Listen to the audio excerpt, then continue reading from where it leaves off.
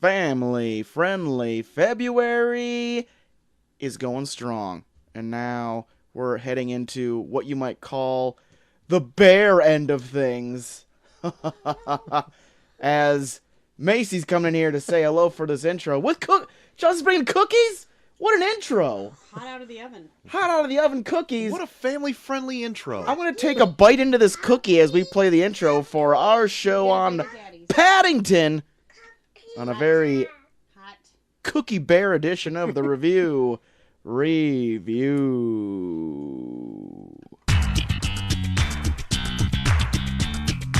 Oh god, it's so hot. And warm. Cookie. What a way to start a podcast. You know, the best thing to do One more cookie? in a podcast is to chew into the microphone. People love this kind of stuff. Some ASMR stuff. Mm. This is what it sounds like when you eat a soft-baked cookie. The cookie is so soft. Oh my god! The chocolate chips are molten I hot. told you it's hot. Hey everybody, welcome to the Review, a show where two small-time dudes give your big, yummy opinions. I am Troy to the Max Extreme. I promise I'm going to stop eating this cookie. And today, we are still in the throes of Family-friendly February. Thank you so much. And tonight we are reviewing Paddington. Yeah. Heading into your wheelhouse. Something you love, Troy. That's right. Since the sequel to this was one of your favorite movies of last year. That's right. So we decided to double back, see what was up with that first one, What's all the hubbub?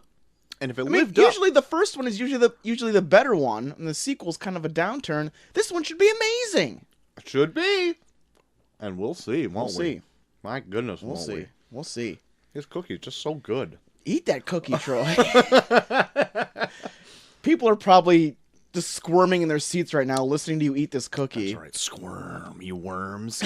Speaking of worms, I'm going to throw this out right now. What?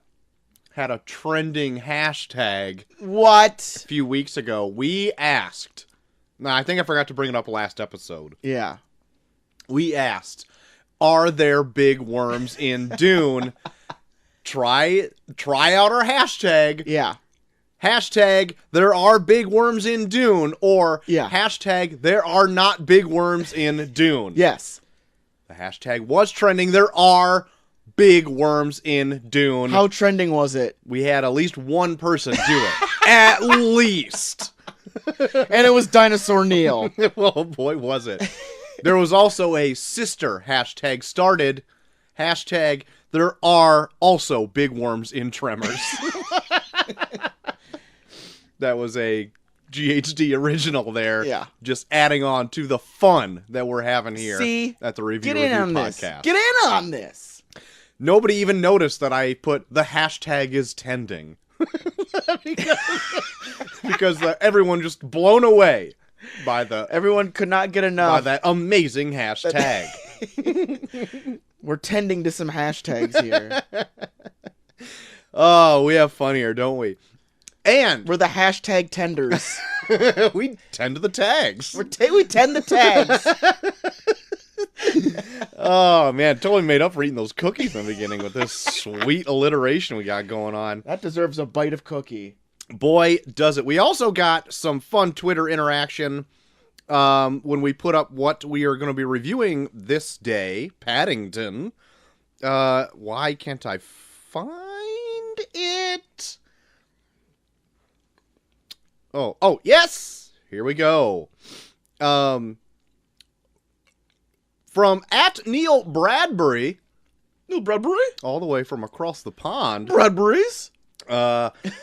We we put up that we are going to be talking about the lovable bear from Darkest Peru tonight. And write us at reviewpod@gmail.com, which he did not do. He just replied to this, which is perfectly fine. That is fine. And don't forget your marmalade sandwich. What is his favorite thoughts about Paddington? He said the purest baby faces in fiction are, and I quote, Superman, Agent Dale Cooper, Jean Valjean, Leslie Knope, and Paddington Bear. Yeah. High praise. It is. Yeah. for what we got coming up. Maybe accurate. We'll see. For what we got coming down the pipeline tonight. Yeah. Tonight. Is Paddington really that squeaky clean? Oh my. Does he have some skeletons in his closet? Find out. Oh no. Tonight. And while we're just on the subject, why don't we just load up that male screen? Well, Jesus Christ, Let's get all this Troy. out of the way. Listen, I apologize for this one because Stuffing it in the front tonight. I always stuff the front, babe. Stuff the front. With a double dose of male scream. Oh, Jesus, I almost fucking played the theme song again. Male scream.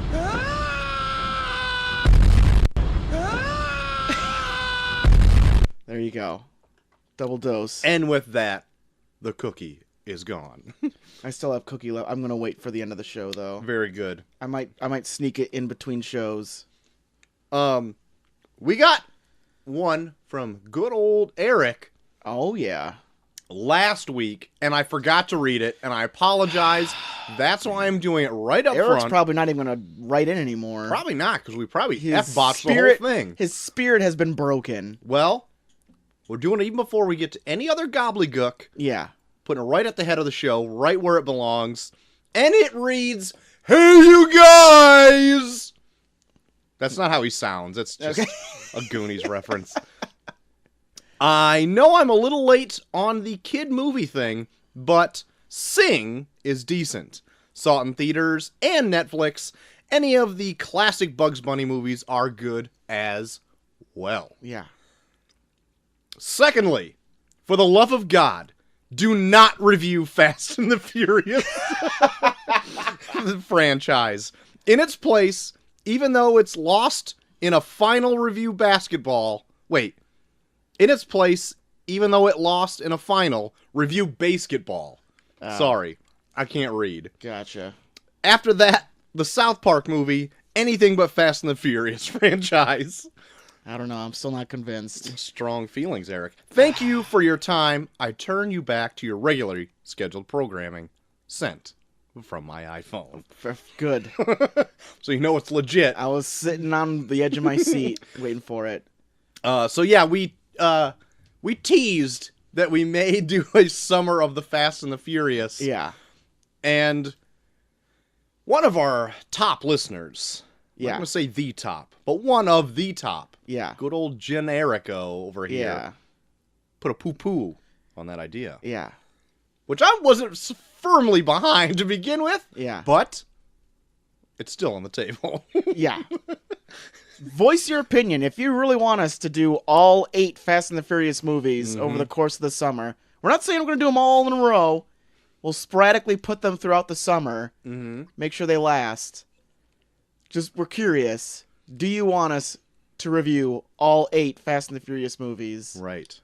They could spring up on a Thursday show, a Monday show even. I'm thinking more Monday shows. Well, I'm That just way I'm just putting we're not. put it out there. They could come when you least expect it. God, we could sneak into your room. That's right. And just review. talk for Yeah. 2 hours into your ear while you try to sleep. Eric. Yeah, Eric. This is directly pointed to you, Eric. But with all that out of the way, why don't we get into some news, JT? Okay. While I open this on my phone, how have you been? Oh, you know, same old, same old. Same old, Living the same dream. old. It's a little windy out this evening, Boy, is it. but it's not too cold. We got a bunch of snow Yeah. again. Yeah. How about that? It's like that icy, snowy shit where it's like got that. Crunchy on the top, but soft on the bottom. Yeah. Yep. Just like these cookies. Brought it back to the cooks. First bit of news I got, JT. DC's film slate. You thought they were out. Yeah. Guess what? They're just getting They started. keep pulling me back in. They are just getting started. They have 12 movies at least coming out of the gate. Jesus. Not all of them are big budget features, Yeah. but they got 12 out of the gate to come out in the next 2 years. Okay. And I'm going to read them to you right now. Do it. And these all should be in the order in which they are released, too. Yeah. Some of them are like don't have final dates. But the first one, if you are a fan of the DC animated films, such as myself, Yeah. they are coming out with a Justice League versus the Fatal Five. Okay. Coming out to your streaming service or Blu-ray. Oh, they're coming to streaming service. Yes. And if you have the DC Universe app, it should be on there the same day as On Demand. Oh my god. Which maybe I'll talk about that a little bit more. Uh-oh. Did you dive in, Troy? Well, we'll get to that, won't we? Oh my god. Oh my god. And that's coming out end of next month. Yes. The next one on the slate is Shazam! Coming Hey! out early April. Seen a few teasers of that so far. Next one, Joker. Not the Joker, just Joker. Joker. The one with that wacky Joaquin Joker. Phoenix. Joker. That's coming out in October. Yes. And then another animated feature, Batman versus the Teenage Mutant Ninja Turtles, is coming to Blu-ray and VOD. Okay. That's coming out, I think, near the end of the year or maybe early next year. Pizza time. Then another animated feature coming out, and this one's a big one, JT. Uh-oh. This is a classic they're remaking in the animated form, such as The Dark Knight Returns or Year One. The Killing Joke. They've already done the Killing Joke. They're not doing that again. Oh, boy, did they. God, everyone loved when Batgirl fucked him. Jesus. They're doing Hush as a animated feature, which really got Batman reinvigorated into the new millennium, got everyone back on board to the Batman train. That's coming out next year. Hush is kind of a fucked up dude, isn't he? I remember seeing bits and pieces of him in the Arkham Asylum games and stuff. Yeah. Like he steals people's faces or something, doesn't he? Yeah, he took chunks of people's faces to make himself look like Bruce Wayne. Yeah. Because he got some weird infatuation with him. Yeah. Yeah. It's fucked up, man.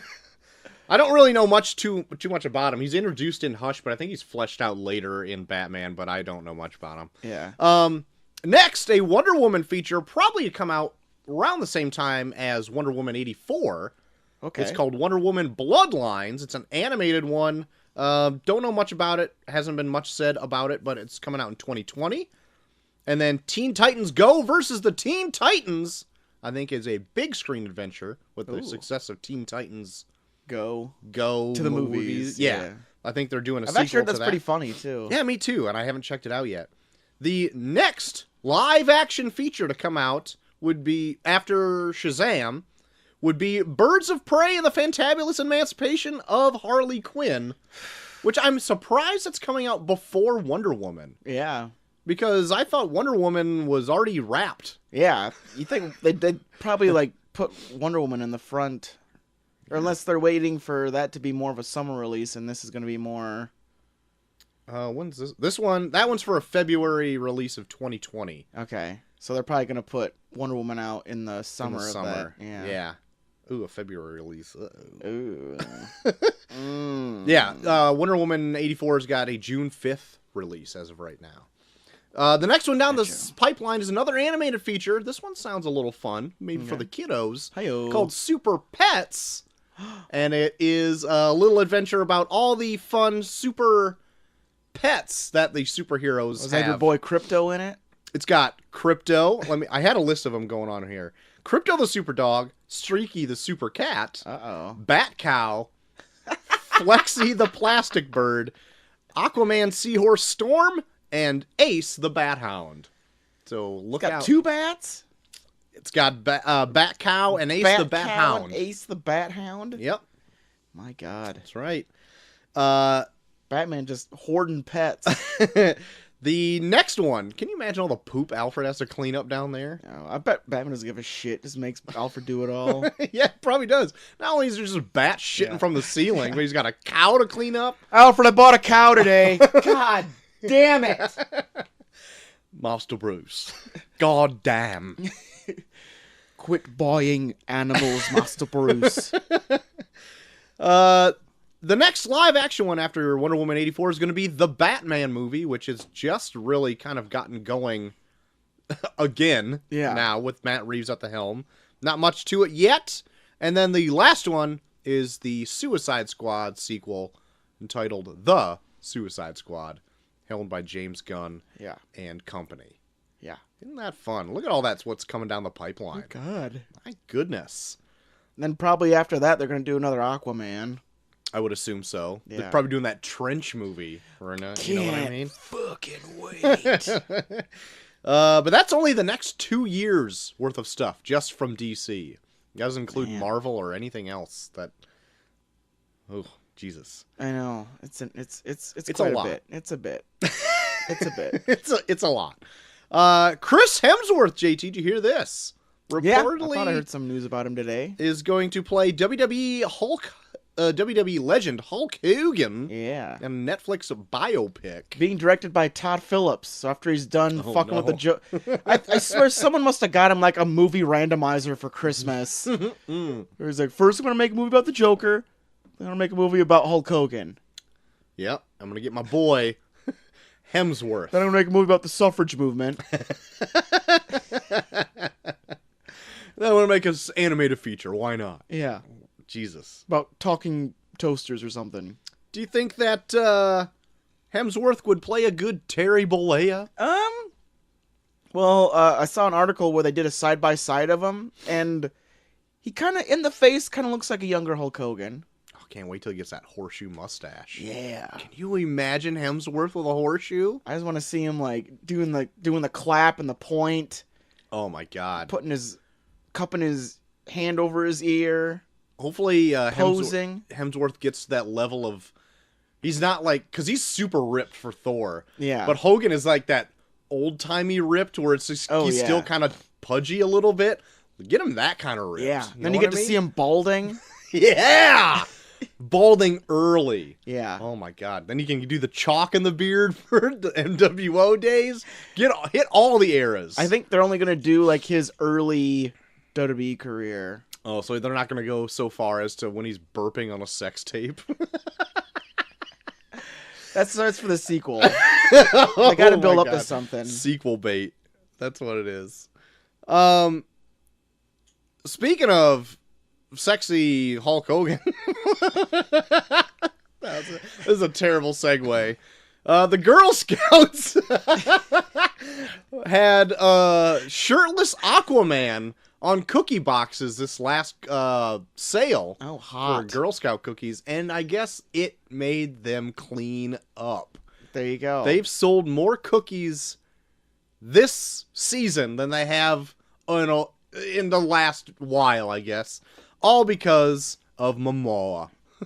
And Hey, that shit works. Like, there's like an experiment that I heard about, like on a podcast where they talked about like they gave kids like they gave them like an unwrapped candy bar, and they gave them a banana with a SpongeBob sticker on it, and most of the time the kids ate the banana with the SpongeBob sticker on it. Really? Was it sexy SpongeBob? Yeah, it was. Okay, good. It was Jason Momoa as SpongeBob. Great. That's all I could ask for. JT, are you interested at all at catching Alita Battle Angel before it's out of theaters? No, I'm just gonna wait till it goes out of theaters. Same. I've heard mixed reviews about it. I listened to a review today because I don't have any interest in seeing it really in the theaters. Yeah. And they both said that they liked it, but then also said that they'd probably never watch it again. Okay. So I'm like, okay, where do I rank that? I heard the action's fun in it. Yeah, and I heard it looks really good, but it would have to because it's got a $200 million budget. Yeah. And it actually did better in its opening weekend than they estimated. Which is still bad though. But it's still It was bad, like- yes. Yeah. But I had the numbers here. The estimate was around $23 million for the first 4-day weekend. yeah. And it made almost double that at $43 million. So they're like, Yeah. wow, look at that. We're not as terrible of a failure as we thought we would be. Yeah. So that being said, I heard in order for it to break even, Yeah. it has to make $500 million. There's no way in fuck. No It's way. gonna- Because it's advertising a lot overseas to get like butts and seats to get that going. Yeah. And that's like a good chunk of the money. Yeah. So like it has to make $500 million to break even. Oof. To not even turn a profit yet. So good luck for that, James Yeah. Cameron. Oh shit. Robert Rodriguez too, I think. He was he was one that directed it. Got his hand in that too. So I don't know. It looks okay, but I have no interest in seeing it, so I'm not going to be contributing to the box office. I'll wait to rent it. I'll see if it's on Netflix sometime soon. Yeah. But that's pretty much all the news I got there, JT. Oh wait, no, I do have one more bit. Okay. Did you see who won a Guinness World Record? No. Hugh Jackman and Patrick Stewart won a Guinness World Record each today because of their longest portrayal of a Marvel superhero. They're just giving out records for nothing now. Yeah. But regardless, it was a decent stretch of time. They both had this record. It both equally carried out a 16-year, 228-day run as those characters. It was a while. It was a while. So both of those have now plaques hanging in their home that they're Guinness World Record holders. Yeah. And they can never be taken away until, I don't know, McAvoy does it for 17 years for whatever reason, which would be bad. But that's all my news, JT. All right, Troy. Well, I got some news on some Captain Marvel reviews. Some good news and some bad news. Oh. The bad news is that sexist pieces of shit are already bombing Rotten Tomatoes. Sure they are. Just giving it a bunch of low reviews. Like their only excuse being that, why is a woman playing a main character? You fuck these assholes. God damn it. But on the plus side, Okay. Early reviews for screenings for Captain Marvel are coming out, and they're fairly positive. That's good. Some even saying that the villains are pretty interesting in it. Oh, okay. All right. And there's a lot of talk about cats, I guess. They're saying it's a movie for cat lovers. Okay. And okay. But they say all in all it's pretty funny. So good. So we'll see. We will, won't we? It's about 2 weeks out now, I think. Yeah. It's getting there. It's getting close. It's getting there. It's getting close. Getting there. Yeah, I'm excited a little bit more to see that now that I got some good review buzz coming my way. Yep. Too bad for all the shit bricks that are bombing it on Rotten Tomatoes, but well, it's bound to happen. One MAGA hat wearing fucks just friggin'. Why is a woman on my screen and not serving me dinner? Yeah. I'm a white man. Feel bad for me. What do they want? Just a dick and a cape? I guess. Where's the dick on my superhero? What a big veiny fucker. Yeah. Everyone knows that superpowers come from the dick. Superpowers are infused through dicks. God, what a bunch of dummies. Troy? Yeah. Gotta correct myself. Good. Got a correction and omission here. Okay. Brought up, I think, last week that Harley Quinn will not be in the James Gunn Suicide Squad movie. It has now been said that she will appear. It's a fish. In the James Gunn Suicide Squad. Good for her. Movie. Good for her. So there you go. Good, I guess. I'm fucking embarrassed, Troy. Well, I'm fucking embarrassed. We're not all perfect, are we? That just shows how fallible we really are as people. Yep. But you owned up to it, and that makes you a better man. I'm a big man. I think I'm standing a little taller today. Now you're a big boy. I'm a big boy now. Mommy, wow. Troy, plan on watching the Oscars this Sunday? No. Yeah, I'm here. But there's some performances that are going to be good on there. Okay. Now we talked about how Lady Gaga and Bradley Cooper are going to play their big hit "Shallow" at the Oscars. You bet. Well, now the remaining members of Queen, alongside Adam Lambert, are going to be playing some songs as well. Okay. All right. I'll catch them out on YouTube. Yeah, that's probably what I'm going to do too. I don't want to watch the whole I've been hearing like now they don't have a host. Like the whole Oscars is just turning into a big shit show. Yeah. Like, they're just trying to appease people. Like, I guess to try and make it shorter, they like cut out a bunch of categories, but it's like they were gonna like cut out like cinematography and like all this. Like, it's like things that like a movie won't exist if it doesn't have these components. Oh yeah, I heard that they were gonna try to do some during commercial breaks or something like that, and then people like, rallied against it. Yeah, it's like someone like came out on Twitter and said like, movies can exist without actors. They can't exist without cinematography. Oh, they just can't win. It's just just mail them an Oscar or an award or whatever. Yeah. Why does it need to be a big pomp and circumstance? Yeah. They're just gonna, I don't know. It's such a fucking shit show. Just, why does it have to be so much pageantry? Like, who gives a shit? It's a fucking award. Yeah. I don't know, And man. it's kind of a bullshit award because it's like, it's mostly about like politicking and like who, like, patting each other on the back and stuff. Yeah. It makes no fucking sense. Is there a movie out this year that has to do with old Hollywood? Because that one will win Best Picture. I'm sure. I'm sure. And I didn't even realize that was a thing up until a couple years ago. When it might have been, it was before like La La Land came out. Yeah. But like that's why like The Artist won. That's why like Hugo, I think, won. Yeah, because they did a bunch. Yeah, and like Hugo was so weird too because it didn't need that. It just kind of crowbarred it in. Yeah. Where I'm like, okay, great. Now we're going to this weird diatribe where like this old man we've been following for no reason just happened to have filmed a bunch of movies. And now we're like watching all. I mean, it was a cool part. Don't get me wrong, but then it just felt so crowbarred where it's like, now this is what's going to get us nominated for a bunch of Oscars. Yeah, and it did. Yeah. Let's find dumbass reasons to fit in the fucking rocket shoots into the moon's eye. Yeah. 40 fucking times. Have you ever seen that? No. It was on YouTube, or not on YouTube. Well, it probably is on YouTube. But I think it was on Netflix. It was on Netflix for a while. Yeah. And there was like a version that they went in and colored every cell by hand. Oh my god. So it was actually a colored motion picture. And I think that's the one I watched. But it's weird. Yeah. It's a weird movie.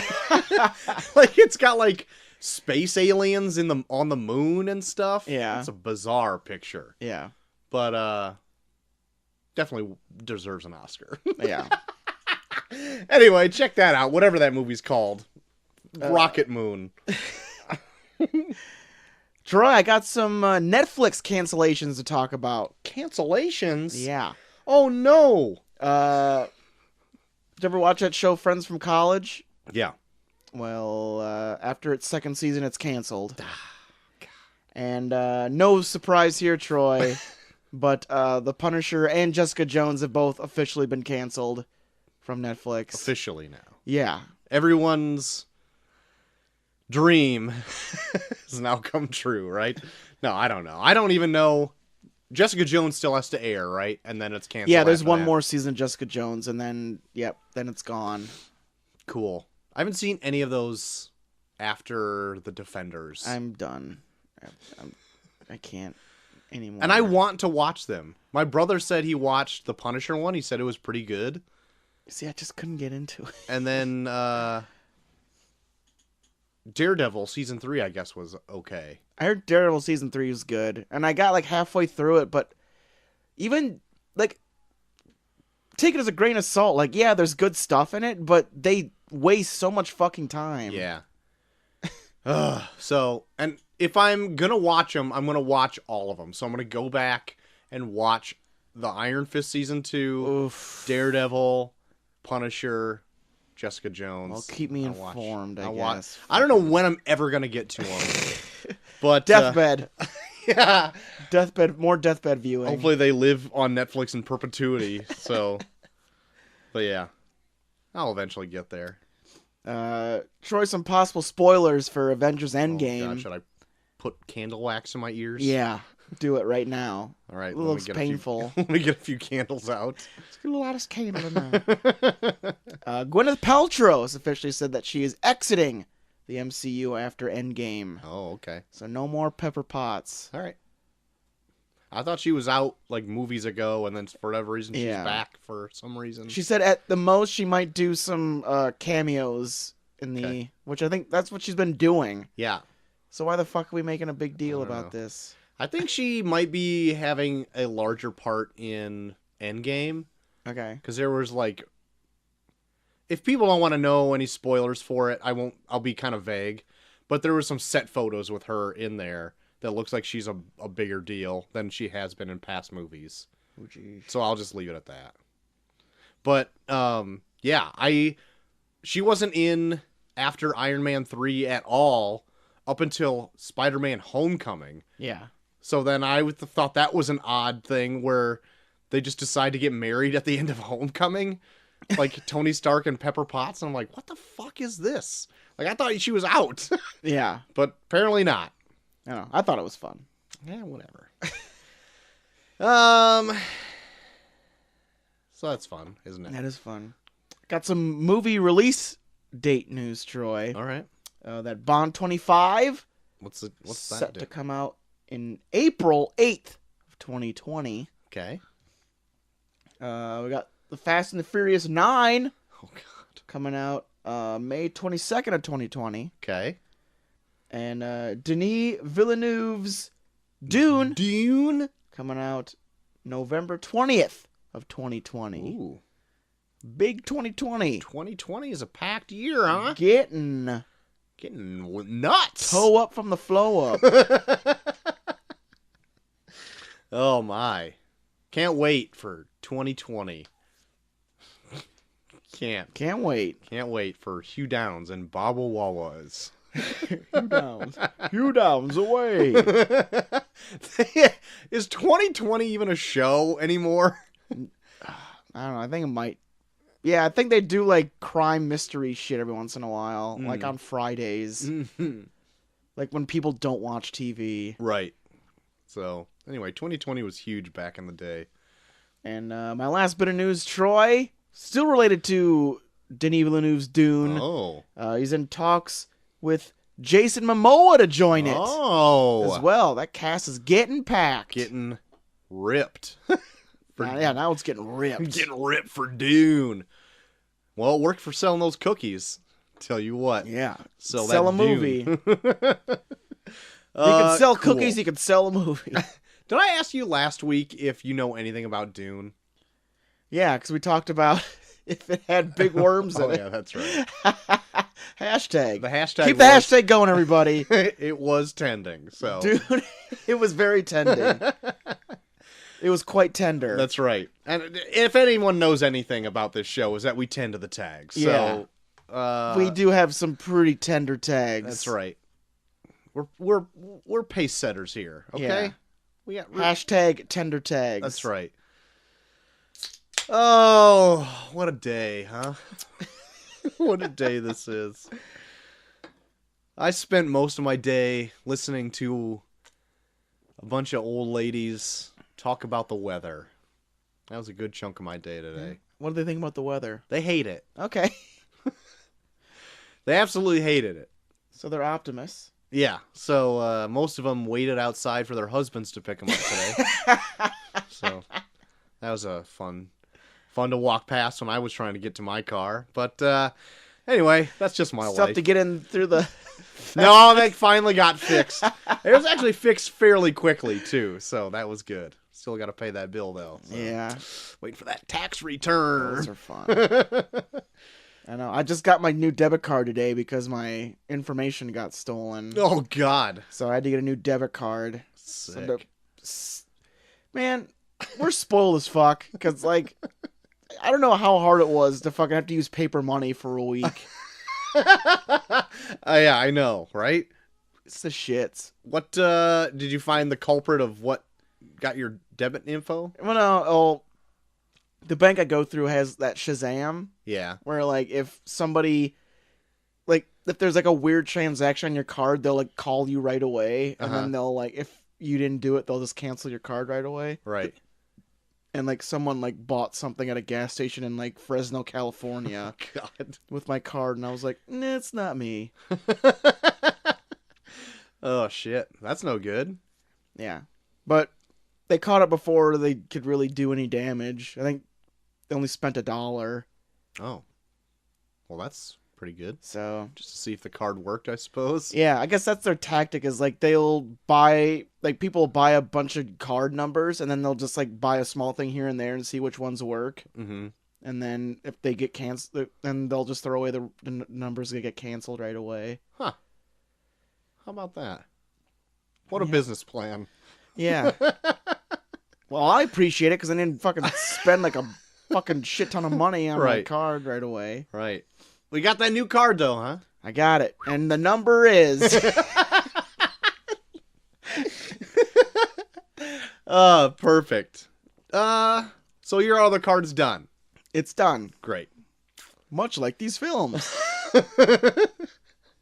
I have one trailer today and then one other weird thing I want to bring up in this same subject. I only have one trailer, but I have an addendum to one of yours from last week. Okay. I did go back and watch the Frozen 2 teaser that we talked about.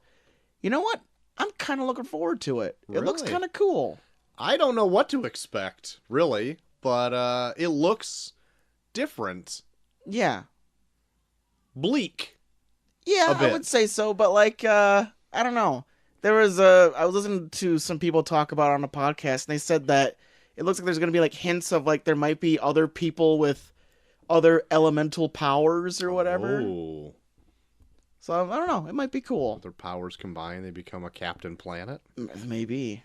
Can't wait. But if that's the case. I don't know. I'm looking forward to it. It looks like a drastic difference to what the first one was. Yes. And any movie that does that, I'm, at least, especially a sequel, I'm all for. Taking chances. Yeah.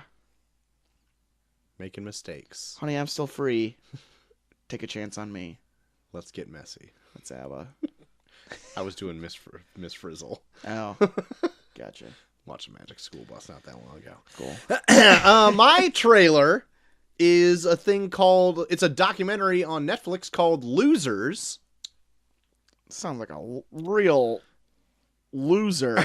And I couldn't think of it. I figured. It follows 8 athletes that were in the spotlight, but never really were like they never really won. Yeah. And that's like how they dealt with like always kind of being not in that limelight and always continually losing, and how that was for their career.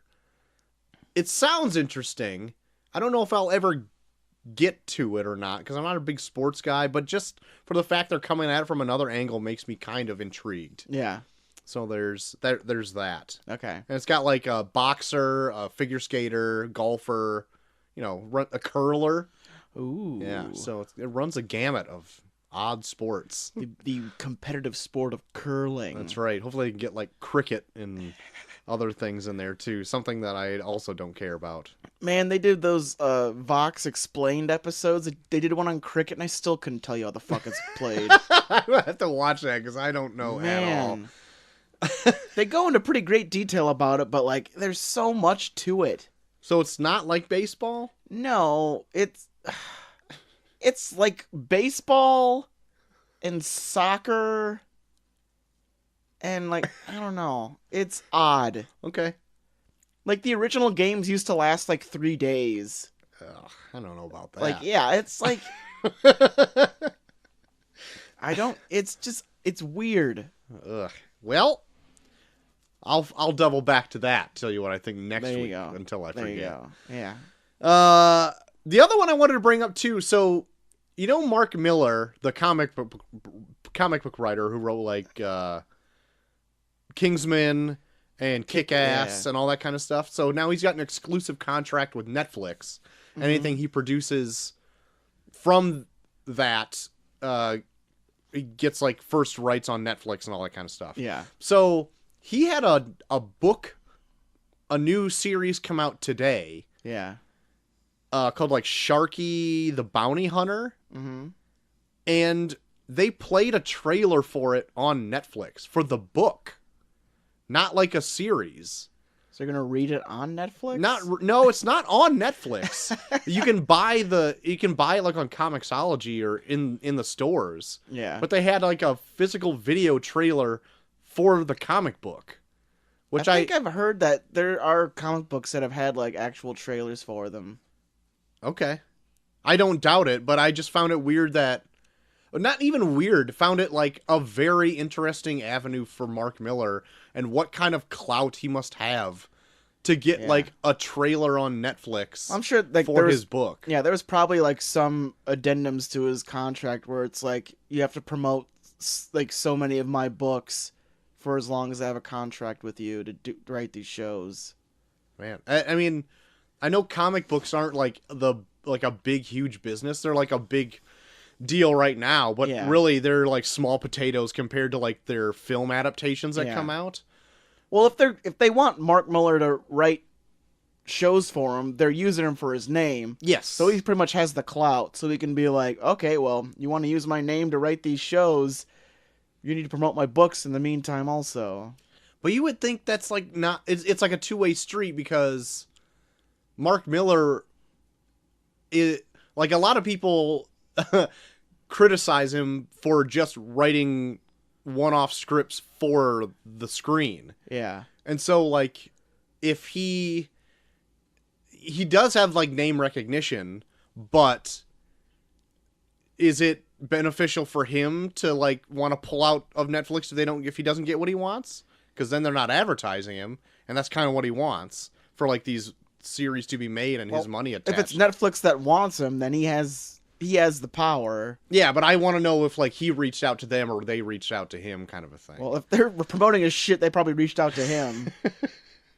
I was just wondering which way that went because I have no idea. But I find it like a very interesting and frankly, I think pretty cool because I would love to see like on TV like advertisements for comics. Yeah. Well, Kingsman and Kick-Ass were pretty popular when they came out. So that's what they almost probably don't want Mark Millar's name. They just want that they can say that they have a show written by the guy that did Kick-Ass and Kingsman. Yeah. And Wanted. Get that demographic. Yeah, that's right. So yeah, anyway, that'd be fun. Yeah. I got one more trailer, Troy. Oh, give it to me. I saw a trailer for a movie called Long Shot. Oh, yeah. Starring Charlize Theron and Seth Rogen, where Charlize Theron plays the Secretary of State who's going to be running for president, who comes across an old friend from her school days that she used to babysit, played by Seth Rogen, who is a reporter, and he's a reporter that turns a speechwriter for her, and they slowly start to hit it off. Oh. In a bit of a romance. Getting a little bit of a knocked up vibe from this. Yeah. Where, it seems like more than half the movie is just them talking about how she's so hot and successful and he's dumpy. All right. All right. Does it look good? Yeah, I mean, it looks like your typical, like, Seth Rogen, like, I'm a stoner, Cool. movie. Cool. But, I mean, that would be fine. All right. Probably a good rental, maybe a good date movie. All right.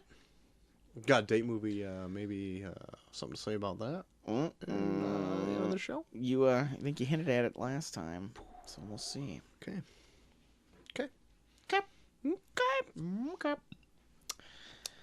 Troy, the tournament.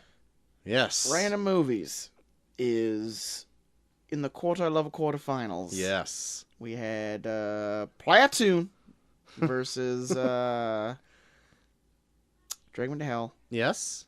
Did you see one, Troy? I did. It was Platoon. Platoon by a long shot. By a way long shot. No Drag Me to Hell. So the possibility of GHD's dad coming in and telling gruesome Vietnam stories is still on the table. Yep. It's a step up now. It's a step in the we're a step in the horrified direction. Which brings us to our next matchup, The Amazing Spider-Man versus The Edge. Ooh.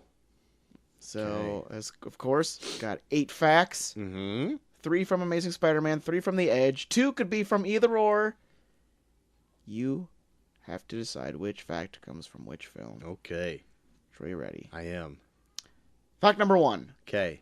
The main actor requested that pure imagination from Willy Wonka be played as they film a scene that is silent in the actual film.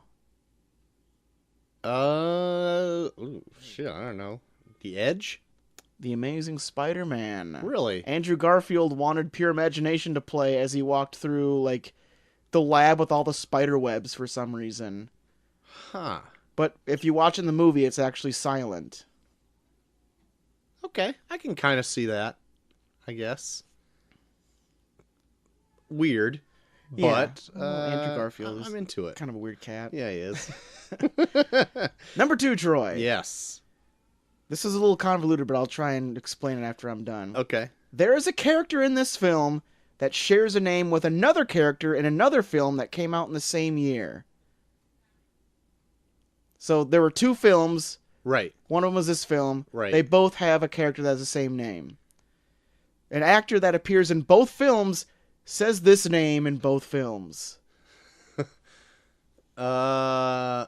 Jesus, I have no idea. I'll just say Edge. The Amazing Spider-Man. Really? Yes. In the same year, the movie Life of Pi came out. Okay. In Life of Pi, the tiger's name is Richard Parker. Really? Yeah. I've never seen this. And the bodyguard at what is it? Oh, the corporation. Oscorp? Yeah, and the bodyguard at Oscorp, like the Indian guy, Irfan Khan, plays the older version of the kid in Life of Pi. So he says Richard Parker in both The Amazing Spider-Man and Life of Pi. Wow. I would have... That surprises me a lot. I like it, though. All right. Yeah. So there you go. Okay. See, fun facts, Troy. Yeah, that's fun. Facts. I love it. Number 3, Troy. One of the main actors would routinely play basketball while still in costume. Edge. The Amazing Spider-Man, Troy. Andrew Garfield would go out Jesus into New Christ. York and play basketball in his Spider-Man costume all the time. Great. What is the Edge movie? Am It's I the thinking of something Anthony different? Hopkins, Alec Baldwin movie where they fight a bear. All right. I was not thinking of the right movie. But continue now that we're only halfway through the Yeah, now that you know the questions and the tournament. now you know what it is. Number 4, Troy. One of the actors was suffering from a slipped disc during filming and incorporated the pain into his performance. I'll say Edge because all the rest of them in Spider-Man. It is the Edge, Troy. Great. So you got 1. I got 1 right so far. Perfect. Number 5? Yeah, I think it's 5. A character refers to the main character by his first name 87 times. I know. Edge. It is the Edge. It's almost kind of a running joke, too, if you watch the movie. Alec Baldwin, like, refers to Anthony Hopkins as Charles so many fucking times. It's almost disgusting. All right. Number 6. The main actor cried the first time he was in costume. Spider-Man. It is Spider-Man, Troy. Great. Fucking Andrew Garfield, little wuss. Wept. Number 7 or 6. I don't know what the fuck. Yeah, we're 7. 7. This film inspired a reality show in Brazil. Edge. It is the Edge. And why would Spider-Man reality show? Yeah. Who Or a knows? reality show where they turn people into lizard people? Yeah. Yeah. They cut off people's arms and try to grow them back. Cool. Number 8, Troy, features the final performance of a famous Hollywood animal. I don't know. Edge. It is the Edge, Troy. Bart the Bear. Bart the It was his Bear. last performance as a living animal. Great.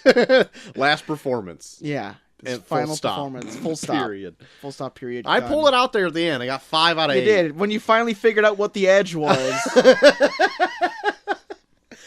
Listen, if this one advances, I will still ask what is the edge the next time. Fair enough. For whatever reason, I've never heard of this movie. You ever. haven't? Never.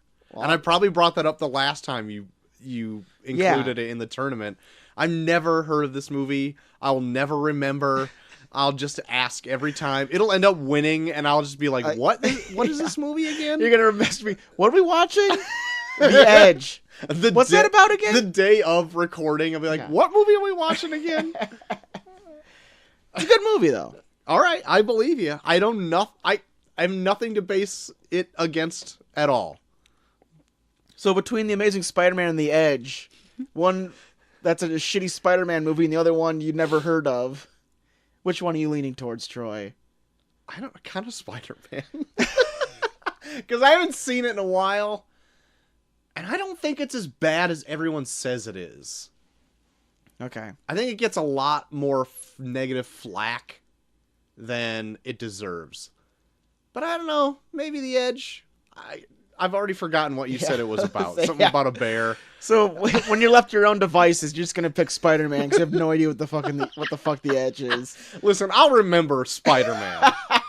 I don't know what The Edge is. Something Alec Baldwin fights a bear. Is that what you said it was? It's Anthony Hopkins and Alec Baldwin. Their plane crashes in the middle of the Alaskan wilderness. Okay. And they have to fight a bear. Is this a drama or like more of like a buddy comedy? It's more of a drama. Okay. Okay. We'll see. Yeah. We'll see, won't we? So there you go. We'll see what the voters think. We'll should see. Advance. We'll see if the voters even know what The Edge is. Oh, man. So check that out at Review Pod on Twitter. Cast your votes. Do it now. Yeah. Be sure to vote for movies that you know. That's right. Like The Edge. You bet it. You bet it is The Edge. You bet it is The Edge. You bet it is The Edge. Well, anything else? That's all I got, Troy. Well, JT, that'll bring us into what we've been teasing this whole episode. Yeah. Speaking of bears. Family-friendly February. Face farting over here, Troy. We got it in full swing, and we're taking a big swing at Paddington, 2014's Paddington. Based on the short stories of the same name, Paddington came out November 28th, 2014. Ooh. I think it debuted in the UK first. I can believe it, because it's UK based. It is. With a budget of $55 million American. Wow. Domestically in America, pulled in $76.2 million. That's not bad.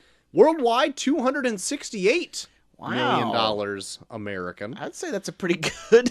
Pretty good worldwide. Warrants a sequel. That's right. So to say. Rotten Tomatoes has us at 97%. Jesus. IMDb has it at 7.2 out of 10. Metacritic, 77%.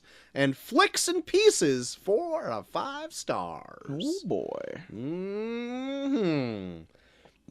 Little notes about the production of this movie. Okay. I've got just a paragraph here that I want to read. Do it. Because I found it interesting. The film was first announced in September of 2007 with David Heyman producing and Hamish McColl writing the screenplay.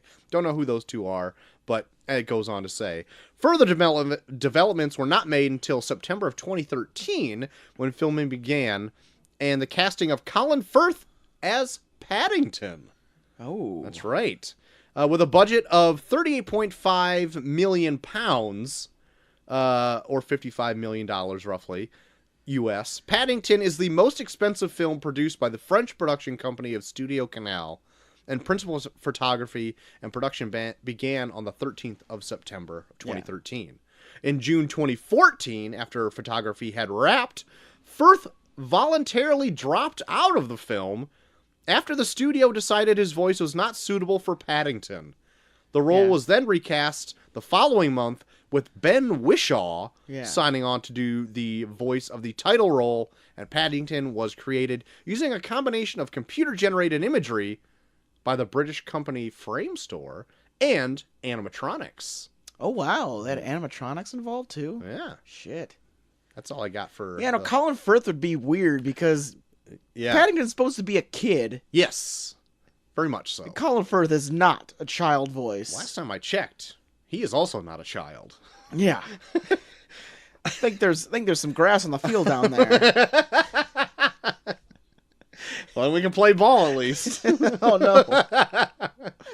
But JT, could Yeah. you tell us what is going on in Paddington? Well, we follow a young bear by the name of Paddington, who comes from deepest, darkest Peru, who loves his marmalade sandwiches, Boy, does he. who the love was bestowed upon him by his aunt and uncle that was visited by a British traveler who went into deepest, darkest Peru and introduced them to said marmalade sandwiches.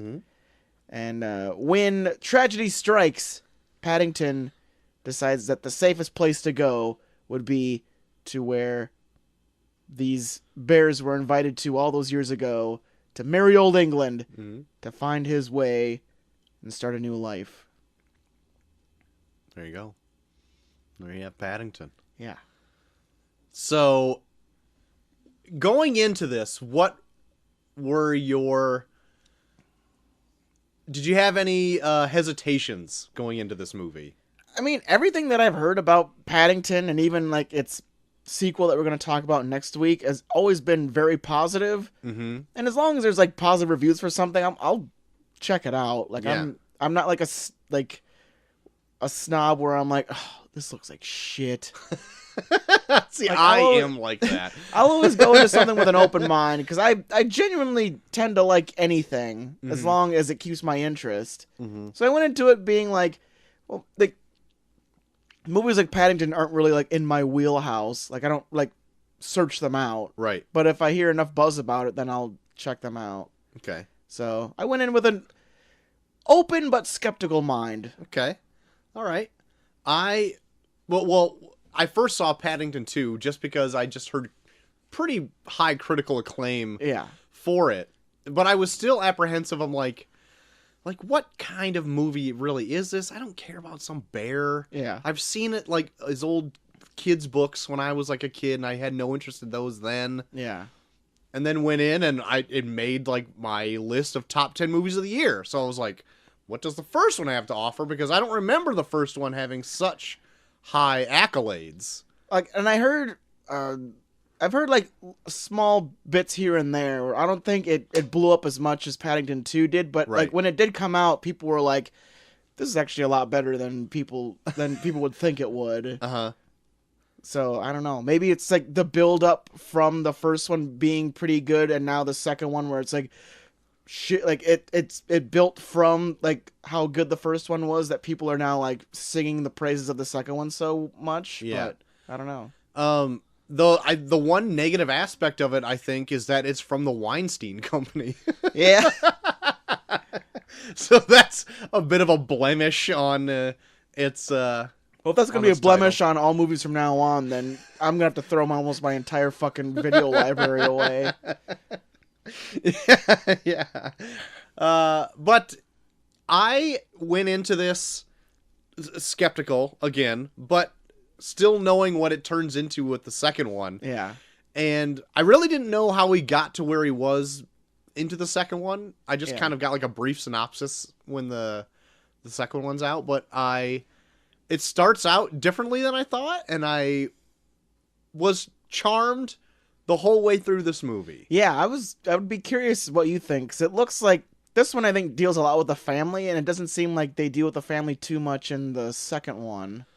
It's more of the second one is more of like a Paddington centric story. Yeah. Where this one deals with like a family dynamic more Yeah. than the second one. It still does in the second one a little bit, but Yeah. It's really interesting the way this is presented to the audience too, because I'm so accustomed to like how like American films are made. Yeah. And like just their presentation is different Yeah. to me. Even with like family-friendly films. Whereas this, it felt like sincere, and it wasn't. It felt like it was trying to say something else. Yeah, it felt timeless. Yeah, it did, and I really fell into that really hard, and I was like, I am liking this message, and Yeah. I love Paddington's naivete and his sincerity, Yeah. and all he wants is something just nice. Yeah. And I'm just like, I guess like the last few, I guess, family-friendly films from America, I don't even remember the last few I've seen. Maybe Incredibles 2? Yeah. And even then, it's I've like, been watching a it's different. fuck ton of them this whole Yeah, but whole I mean, month. like, more recently, Yeah. the more recent ones that come out. Yeah. But yeah, I was really liking it. And I really like the look of this. This looks good. Yeah, Like, Paddington himself looks really fucking good. The full-on... All the bears look great in it. The aunt and uncle and Paddington look great. Yeah. I couldn't really tell you where the animatronics come into play. No, I couldn't either. It all looks seamless. Yeah. And then I really love the bright, when they get to London, the bright color palette when they're like inside of the family's house and everything. Yeah. It's just a nice pop of friendly color. Yeah. Me and Molly watched it, and like when they first walk into their house and they have that huge spiral staircase with like the tree painted on the wall, like Molly was like, I've only seen the first room in this house and I already want it.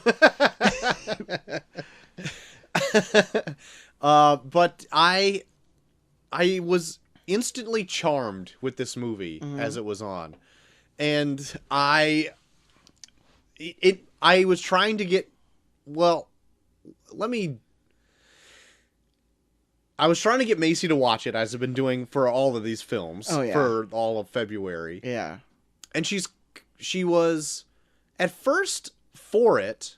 Yeah. When it was just the bears. When it was just the bears and all that kind of stuff. And then boring ass people have to show their face. Yes. And then she kind of lost interest. But when I paused it to go to the bathroom or whatever, she was upset that the bear wasn't on the screen. Oh. And I also watched this on the Roku channel. Yeah. Like, it's just a channel that Roku has. Yeah. Like streams movies. Yeah. For free. Yeah. But with that, it had showed commercial breaks. Oh, yeah. It had 3 commercial breaks. Yeah. And every time it went into one, because it was fucking Geico commercials, Macy was like upset that the bear movie stopped. And would just point at the screen and go, Bear? Bear? I'm like, okay, Bear's coming back. Don't worry about it. But then she gradually lost interest in the movie as it went on. Yeah. And I don't know what it was, but She didn't point and go, Nicole Kidman? not yet. She's almost there. Almost there. But yeah, Nicole Kidman plays the antagonist in this movie here. A sociopath? Yeah, maybe antagonist is a bit soft. But yeah, a complete crazy asshole in this movie. Oh my god. Uh, I was waiting for, like, because they kept, like, building where it's like, she's got this backstory. Just wait for the backstory. And then they do it, and it's like, oh. So she was a stuck-up brat kid, Yeah. which her dad did something that didn't involve killing animals, which got him fired. So then they had to get a lower paying job, and that's what made her have this bloodlust revenge to kill a bear. I did like that in a secret room that she has in this place, on the opposite side of the Yeah, wall. all the animal asses. where the rest of the animals being taxidermied. That was pretty great. She loves taxidermy so much that she has to just do it to the entire animal. Right. I liked that quite a bit. And then I also... There are like some throwaway jokes in this where it's like, if you don't pay attention, like you'll miss them. But like when you do catch them, they're like hysterical. Yes, yeah. I like a lot of the humor too comes out of just the innocence and very like literalness of Paddington too. Yeah. Because he doesn't understand anything that humans do. No. And so the humor like comes from that. Yeah. And also like Peter Capaldi is in this. Yes. And I was really liking him in this. God, like the racist next door neighbor. Yeah. Like one of the first things he says when like Paddington comes out of the house, where it's like, hope you don't stay up late at night playing your jungle music. Like, good lord, he's racist against bears. Oh my, so good. I don't know, anything else. I don't know. I just the small things this movie did I really liked. Like when they did the backstory of all the family, and they open that dollhouse and they show like everyone doing their own thing in all these separate rooms, and they kind of give like a backstory on everybody. I thought that was really cool. Yes. And like even characters that would like strike me as being really annoying in other movies, they found like a way to add like a bit of charm to them where I was like, oh, I do kind of like you. Like the always annoyed sister and like the overly protective dad, like characters like that in movies would always rub me the wrong way. But they would find ways to present them where it's like, oh, I kind of like you still. I really liked everything they did with the dad. Yeah, especially when they showed like how he became so overprotective. Yes. Like he fucking barrels in on a motorcycle with his pregnant wife, and they go into the hospital, and they come out, and he's like fucking like has a minivan, sweater vest with a minivan, and like telling everyone to be careful. Yeah. Come out, and he's got just a beige station wagon. And the wife is like, what happened to the motorcycle? It's like, no, this is much safer, and the color's neutral for the baby. Like, he becomes super different. I also like, too, when they're trying to infiltrate the hunters or the explorers, like, headquarters or whatever. Yeah. When he ends up dressing up as the maid and nobody notices. Yes! He doesn't even change his voice. I know. In fact, one guy wants to bang him. Right? I really like that a lot. He doesn't even wear a wig. He just wears makeup and the uniform. And like a bonnet. And a bonnet. Yeah. And he's the guy is like, oh, you new here? And he's like, yes. Yes, I am new. Like, he doesn't even change his voice in the slightest. And that pneumatic tube system does not look like it would be work at all. No, it looks awful. Like, it's fun to watch. Oh yeah, it is fun to watch. But it's like that's like one wrong move away from like just shutting everything down for a week. Yeah, especially if you get a marmalade sandwich. Oh, I know. Yeah, one marmalade sandwich and the whole thing blows up. Like you can't expect that a certain accident like that would happen ever. With your big pneumatic tube system. With your tubes. I want to just go back to that guard who was macking on the dad when he's just like totally. Like, looking him up and down and just, like, licking his teeth, like, being all nasty, and then goes, well, I'm gonna go to the toilet. Oh, it made me laugh so hard. He's gonna go jerk off to the dad in a maid outfit. And then, later on, when they're watching, like, the old Explorers footage that they find at the place. Yeah. And, like... how did you end up doing that? And the dad was like, oh, I had to just go in and be a man. He's like, oh, you mean when you were dressed in the maid outfit? Just like a woman? Oh, that was good. There's so many things like that where they just like people just act like they're being like sneaky and then they just get outed right away. Yeah. Like there's another scene I gotta fucking remember it, but the neighbor calls in and like tries to like disguise his voice and fuck, what was it? Trying to remember his name. Where the fuck? Well, whatever Peter Capaldi's name was, like he tries to like disguise his name, disguise him and say, "I'm Mr.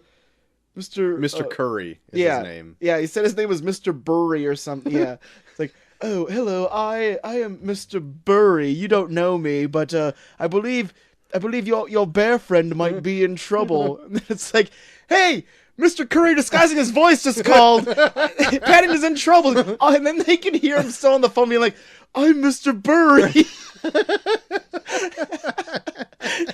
Like, they just completely out him while he's still on the phone, and he's still trying to, like, sell that he's Mr. Burry.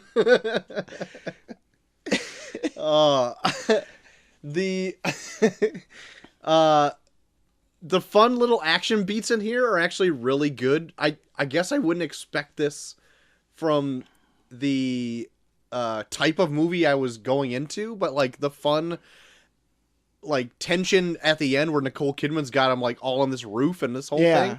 Thought it was really well done. I know, even like the scene when like he's using the vacuums to climb up the chimney with like the fire down below. Right. And they still do that small beat where like he like reaches up and like he just barely gets the edge but then slips off. Like even knowing there's a sequel, I was like so Chelsea came into like halfway watching this, and when that part happens and he's like goes to reach and misses the edge, she was like, "Oh no, Paddington!"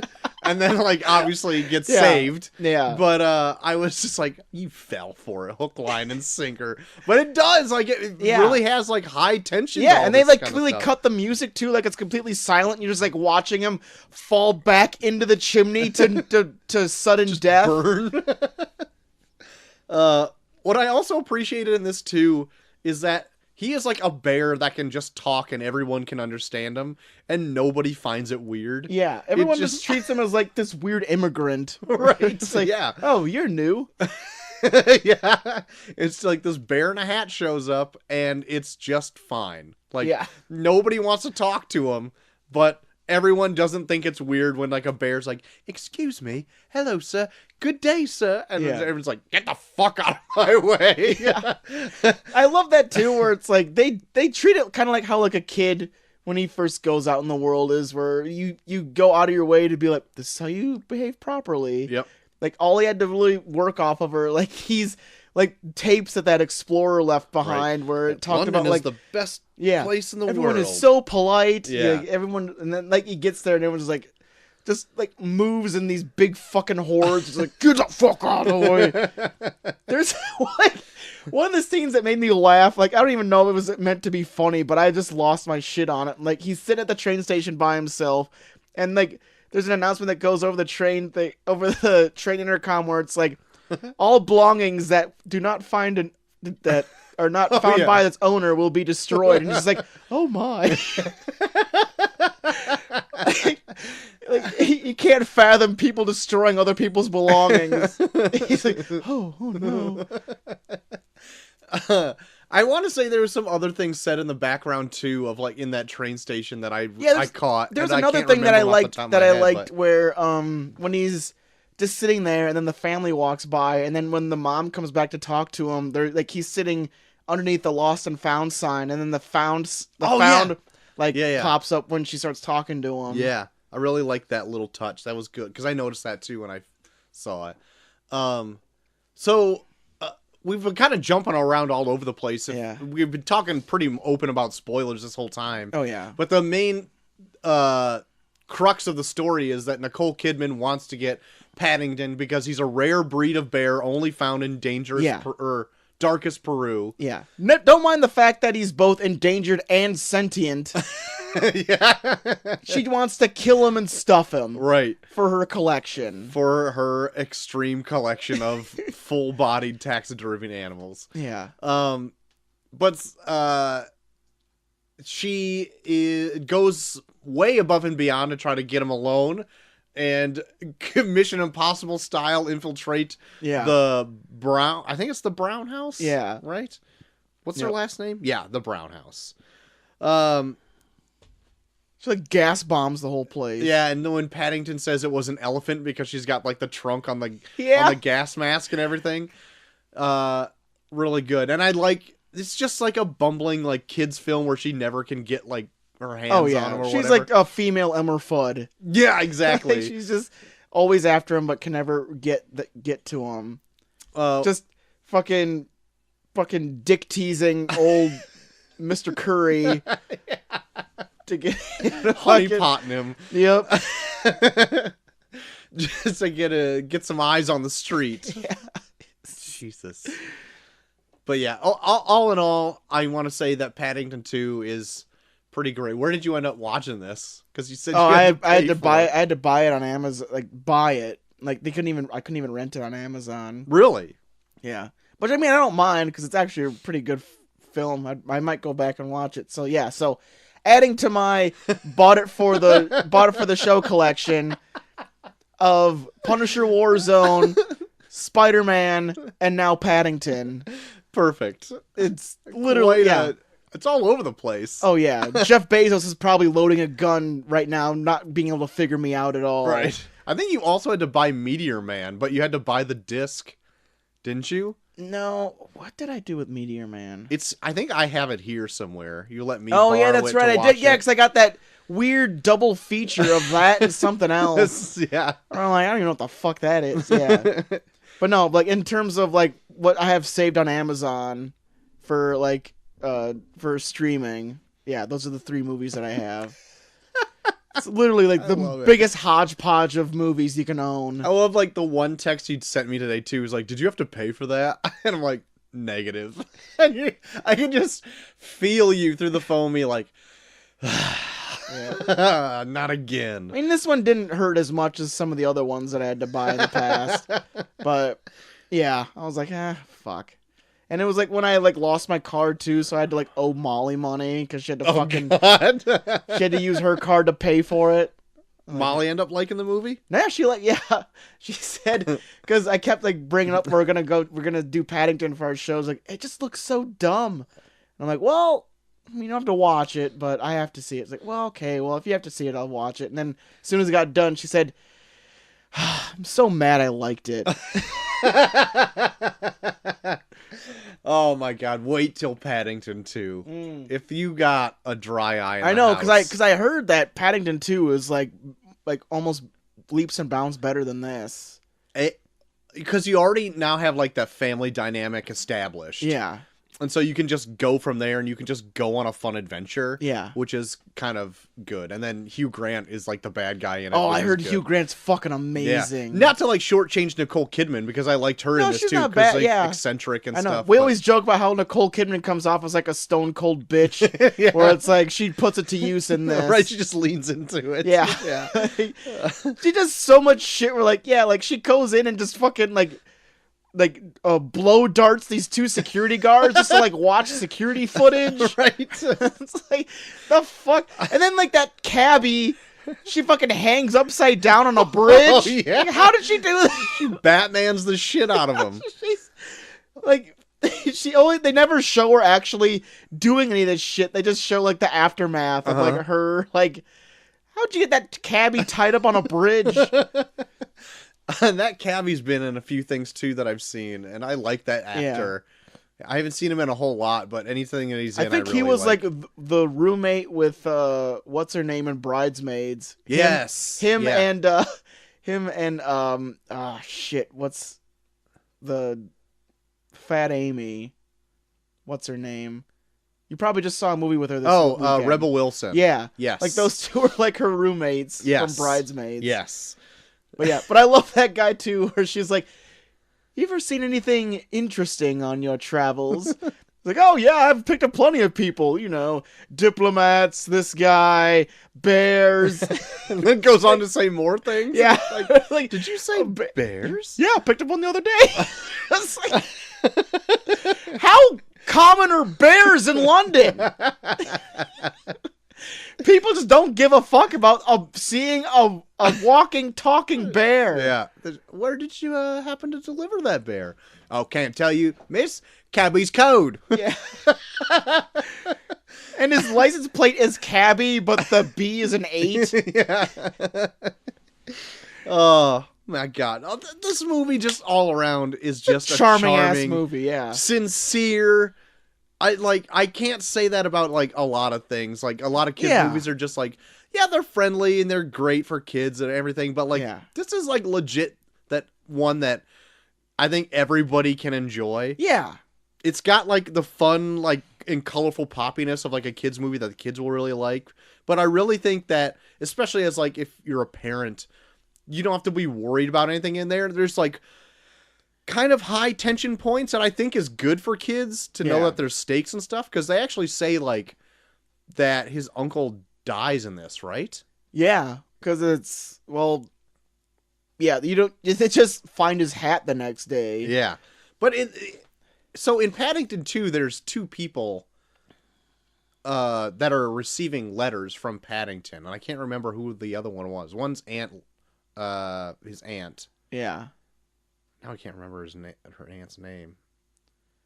Anyway, I almost thought for sure that the aunt was just going to die. Yeah, me they just too. kept doing the whole thing where she was like, "Yes, I'm just gonna go to the home for old bears or whatever, for retired bears." Yeah, or it's like you're gonna go off yourself somewhere. Mm-hmm. Then sure enough, they like at the end, she's like watching TV at the home for retired bears. It's like, fuck, bullshit. You still died. But she that was a surprise, because I even though I've seen the second one and I know Aunt Lucy is her name. Yeah. And I know she doesn't, but I was still just like, oh my god, yeah, she's dead. But no, it's like the uncle dies in like it's like a very sad earthquake that happens. Yeah, as he's watching their home dissipate out of the trees. Yeah, and he just stands like he could have gone to safety, but he just like watched his home just completely go away, and he's just like, well, fuck it, I got nothing left. Yep, but this hat. Yeah, didn't even eat his marmalade sandwich he keeps for emergencies. No, if it was an emergency, he should have ate it. Yeah. That probably would have survived. But also, Paddington's gonna get diabetes. He ate a lot of all marmalade. The fucking marmalade he eats on the way to London. My God. But a bear's body is different than a human's body. Marmalade has all the vitamins and minerals a bear needs for a whole day. That's true.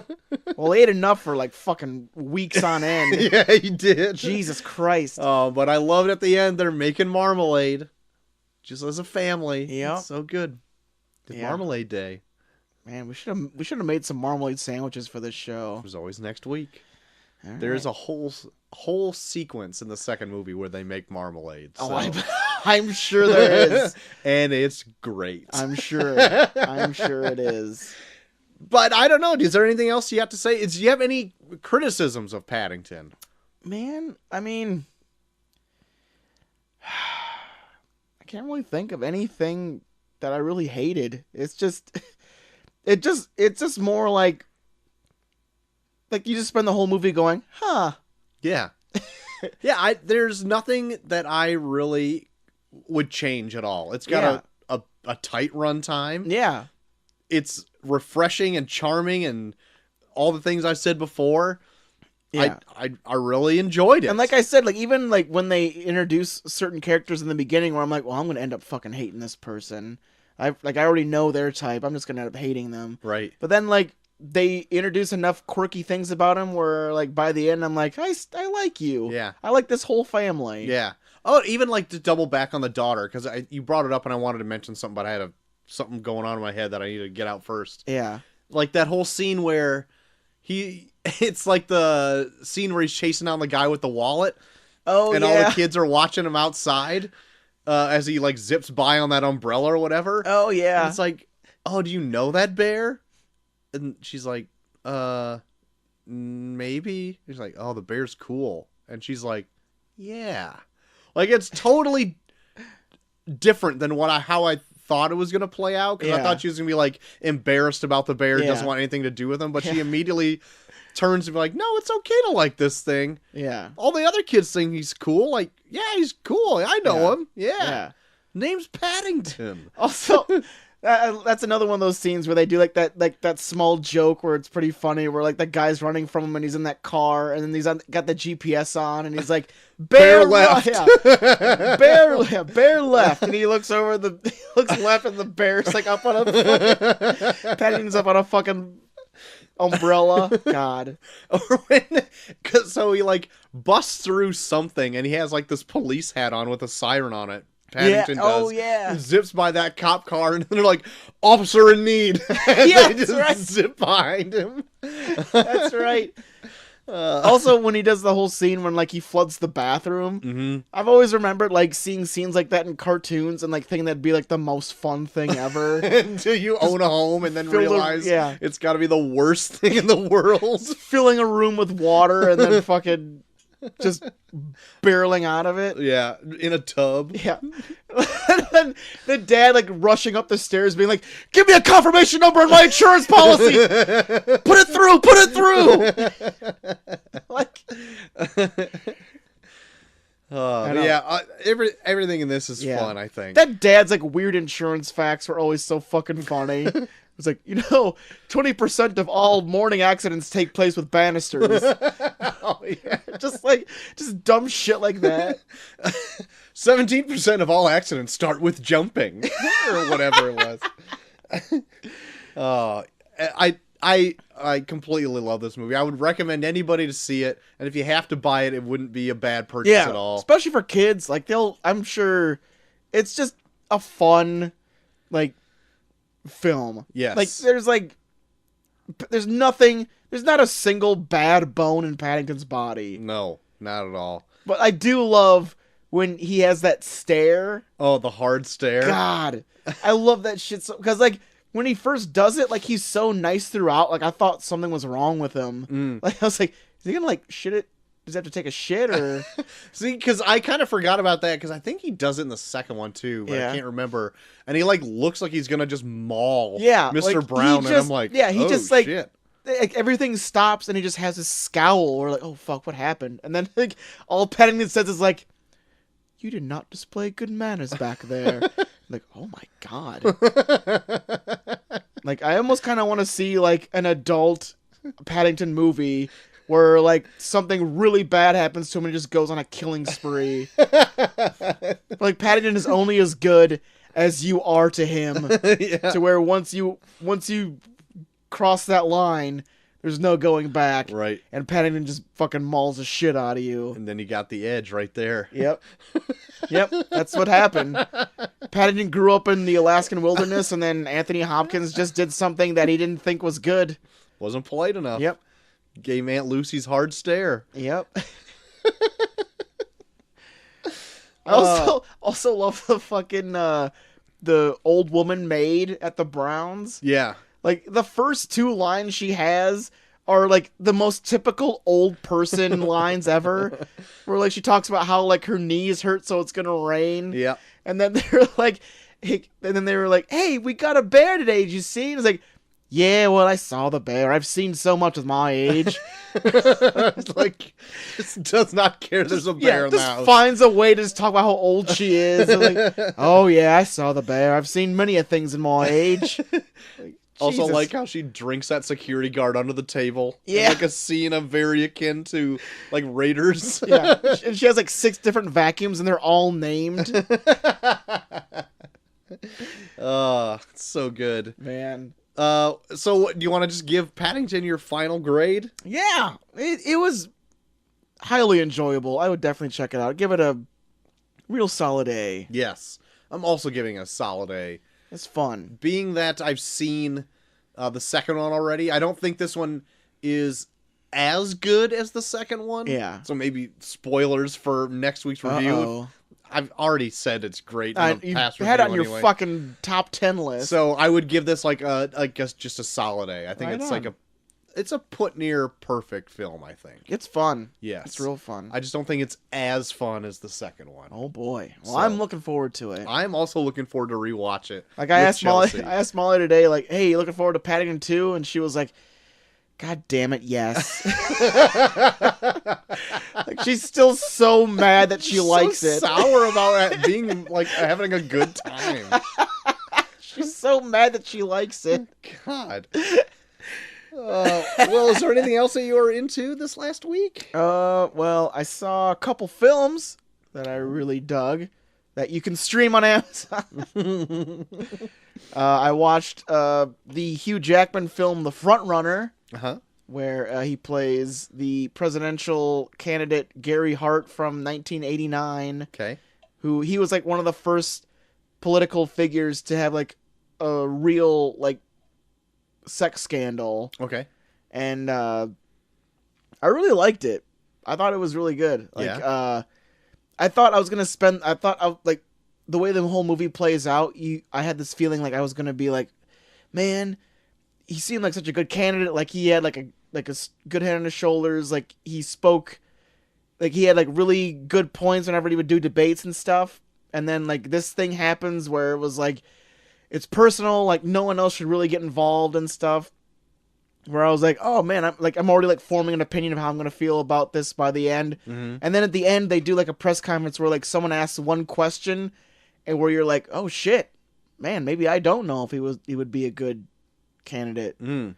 Like it's really like it really like sets in stone like how like trustworthy can someone be if they're willing to really go to leaps and bounds to keep this one thing secret. Mm-hmm. Like if they're willing to go this far to keep this one thing secret, how far are they going to keep other things secret that we don't know about them? Right. Like it was really interesting, and they also do like a good job of showing like when a scandal like this breaks, how like his campaign team splinters off and like finds like it's almost treated kind of like a disease outbreak where Yeah. they're finding like all of the patients and then like quarantining them and then trying to like find out everything they know before they let them out into like the world. So I thought it was really well done. They even like do a really good job of showing how like the other person in the sex scandal is affected. Like the woman that he was caught with is like, she brings up like she was like a Harvard graduate and she's like super smart, and like the reason why she was around him was because like she was super smart and they like were like asking her about a job and stuff. Mm-hmm. And now she's like reduced to she's the slut that banged Gary Hart. Ah. Where it's like, yeah, like that's like the double standard where it's like Gary Hart's like the presidential nominee. Like he got kind of coaxed into this, but oh, she's like Harlot. a prostitute. Yeah, she's like a prostitute pretty much. Jesus. Where it's like, I mean, there's a reason why she was around those kinds of people. Like she's actually kind of smart, but I don't know. Like I think it does a really good job of like breaking down the different parts of like a presidential campaign and like showing like how they would react to when like a scandal like this breaks out. Like I would say like the first half hour to 45 minutes is kind of slow, but then once like the scandal hits, like it gets really interesting. Okay. So The Front Runner, check it out.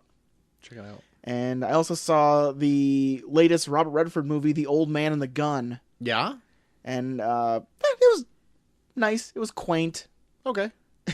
Like you're just watching Robert Redford be like this charming bank robber. Okay.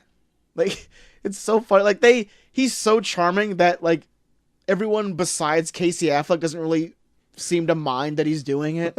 I was like, oh, he was nice enough. You said please. Yeah. But you like see him when he does it, and he's like, he is pretty charming. Like there's like a scene when like he robs a bank and like the woman's like packing this bag full of money and she starts crying. He's like, oh no, are you crying? Oh, don't cry. What's wrong? Like, it's my first day. He's like, well, you're doing a really amazing job. and then she like starts smiling as she hands him the bag where it's like, God damn it, Robert Redford. You're so fucking charming. Damn. I might check it out. But like it's kind of cool because they even like they do like a flashback where they kind of show like some of his prison escapes, and they like use footage from like his old films. Oh, really? So you can like see like a young Robert Redford like escaping from jail. Cool. What's this on? I rented it Off Amazon? Yeah, you can rent it on Amazon. You can even rent it on Amazon. Got it. All right. But it's pretty good. Disc boy over here. Yeah, and it's and like it even does like they do like a love story between like him and Sissy Spacek.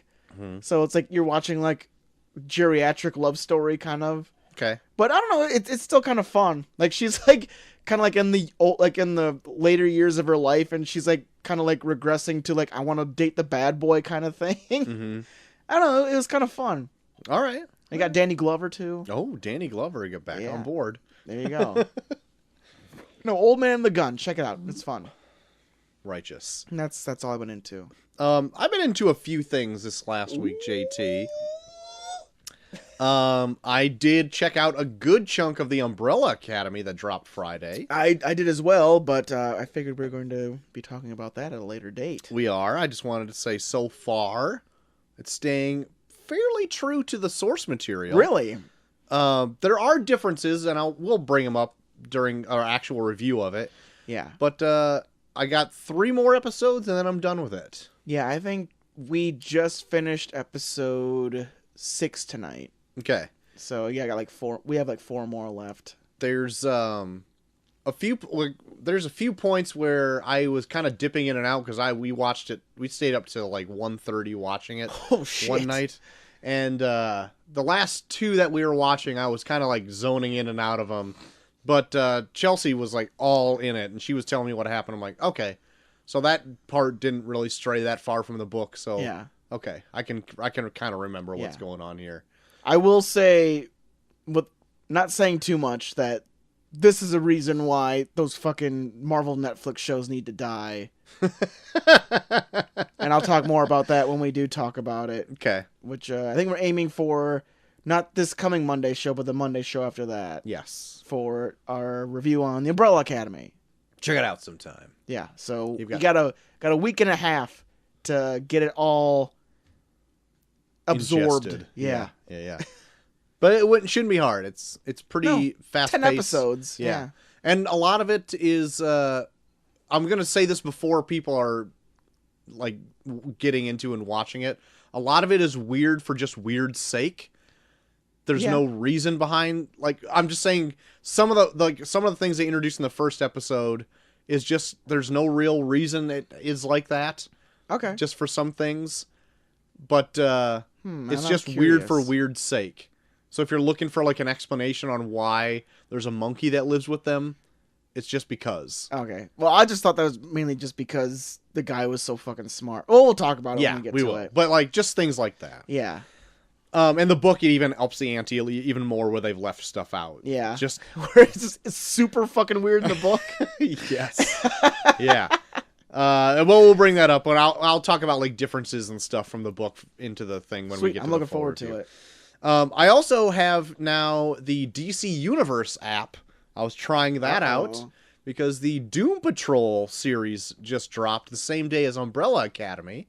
Okay. And that comes out weekly, so I caught the first episode of it so far. Okay. And I don't think it's as good as what I've already seen from the Umbrella Academy. Okay. There are really strong parts in it, and it's way more adult than I thought it was going to be. Fuck Batman. Yeah. There's a lot of F-bombs in it, and there's like full-on nudity in it. Like, Jesus. Like Brendan Fraser plays a character called Robot Man in this. Yeah. And there's like 2 sex scenes in it where there's like full nudity. Completely. Like boobs flying out everywhere. And I was watching it with just kind of Macy in the room, and I'm like, oh my God. I did not know it was going to do this. Like, quit pounding her, Brendan Fraser. But like, I think a lot of it is just, it's adult for just being adult sake. I know, I don't know. That's what, like, the Titans felt like when I was seeing things for that. Like, where it's like, we're so fucking cool. Yeah, like, I'm also currently reading the book Doom Patrol. Yeah. And, yeah, it has adult themes in it, but it's not overly explicit as the show is. And maybe they just did it in the pilot episode to get eyes on it and people on board. But it just seems like, it comes off as, like, amateur or lazy writing when they have to fill a lot of it with just adult language when it's not needed. Yeah. The book doesn't go anywhere past shit. Yeah. And even then they use it sparingly. Yeah. Like when it's like a big deal. And this is just like, fuck that guy. He's a fucking idiot. F. Yeah. And I'm like, ugh. Like you just sound not, I don't want to listen to you. You know what I mean? It kind of reminds me of like me and Molly watched like the first couple episodes of that show Spartacus that was on Stars. Yeah. And like that's what it kind of reminds me of, where they're just like, they just show naked chicks for no reason. Yeah. And like like they're overly violent, but they get like, they like lovingly like shoot the violence, where it's like, isn't it fucking sick, this guy's getting his head cut off? Yeah. Where it's like, See, the difference between, like, because I got into Spartacus. Okay. Because it was over the top. Yeah. And, like, they really leaned into it. And yeah. I think that helped it. Okay. That it was, like, it was almost so over-sexualized and over-violent that it turned into camp, almost. Yeah. And I kind of appreciate it for that. But this, it doesn't ride that line. Yeah. But there are really cool moments of it. Like, everyone's kind of, like, origin is very interesting. Okay. And Matt Bomer plays... shit, what's his name in it? I've been fucking only absorbing this for the last 2 weeks. His name's... Oh, Mr. Negative. Yeah. He plays him in this. And then I can't remember who plays Crazy Jane or the Elastic Girl. But Timothy Dalton plays their leader, the chief. Yes. He's great in this. God damn it, I love Timothy Dalton. I think he might be only in a couple episodes. God damn it. Because at the end of the first episode, he's just like, well, I'm off to do something in Washington or whatever. And then, so he might only be in a few. They only got him for a couple episodes, God, which... Timothy Dalton's the best. But yeah, he is good in this. And then also, fuck, what? He's the voice of that K2SO, and he's in Firefly. I got cookie in my mouth. Alan Tudyk. Alan Tudyk. He plays the bad guy in this, who kind of narrates the entire first episode as things are happening. And it kind of breaks the fourth wall a little bit, too. So he's like actually... like at one point he says that the Elastic Girl in a previous life she was an actress. And so he kind of breaks the fourth wall and he's like, well, when she was an actress, she made these movies or whatever. And it was the people liked it, but it was pretty much canned by critics. Speaking of, like, how this show is. Yeah. Like, kind of breaking that fourth wall or whatever. Yeah. And I was like, oh, that's kind of funny. And Alan Tudyk's pretty great. Oh, yeah. But anyway, Doom Patrol, if you have the DC Universe app, because I've been going on for fucking ever, I would say check it out. I don't think it's bad. It's just, it's... And I'm going to watch the rest of it. Yeah. But there's just a few, like, little flaws in it that I find kind of grating. And it's more just, like... being adult for adult's sake only. That's kind of grinds on me. Yeah.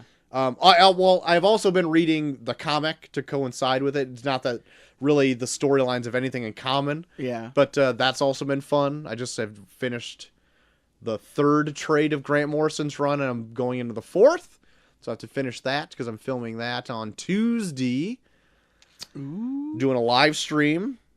So check that out Tuesday night, 7 p.m. Central. On YouTube's on Imperious Rex. That'll be fun. And then me and Chelsea had a date night on Sunday. Nice. Where we went to go see Rebel Wilson's Isn't It Romantic? All right.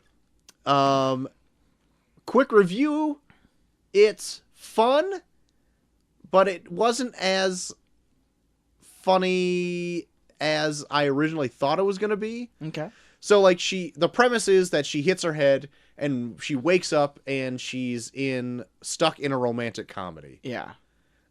And she knows how the tropes of romantic comedies go, so she's also stuck in a PG-13 one. Yeah. So anytime she tries to swear, there's something that like a truck is backing up or whatever. Yeah. So it's kind of like fun things like that. Yeah. But at one point, she